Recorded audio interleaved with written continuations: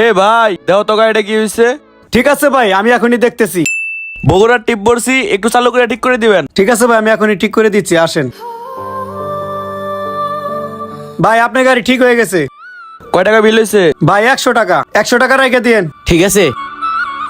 ভাই আপনার যে মিস্ত্রিটারে ধরে রাখেন। মিস্ত্রি কিন্তু আলাদা একটা গুণ আছে, এমন কাজের দক্ষতা সবার মধ্যে থাকে না। হ ভাই ঠিকই বলছেন। এ রুবেল, কামটা তাড়াতাড়ি শেষ কর, গাড়ির মহাজন আইতাছে।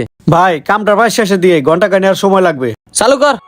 ভাই কি অবস্থা, শেষের দিকে কি? ও ভাই গাড়ির কাজ প্রায় শেষের দিকেই। ভাই গাড়িটা 3 দিন আরেকটা গ্যারেজে ফেলে রাখছিলাম, এত তাড়াতাড়ি শেষ করে ফেলাইছেন, আমি তো বিশ্বাসই করতে পারতেছি না ভাই। ভাই অন্য গ্যারেজে 3 দিন ছিল, সে হয়তো এই গাড়ি কি সমস্যা বুঝতে পারে নাই, কিন্তু আমি ভাই বুঝতে পারছি। আপনি যে একটু বসেন, 1 ঘন্টার মধ্যে হয়ে যাবে। ঠিক আছে ভাই, করেন। ওকে ভাই, যাই বসেন। ভাই ওনার গাড়ি ঠিক হয়ে গেছে। আচ্ছা কত বিল আসছে? ভাই 2200 টাকা বিল আসছে।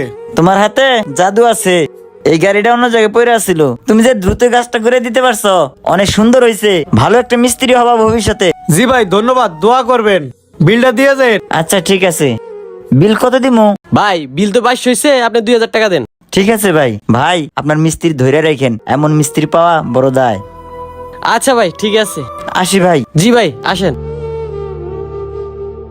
তার মানে এই গ্যারেজটা আমার জন্যই ভালো চলতেছে।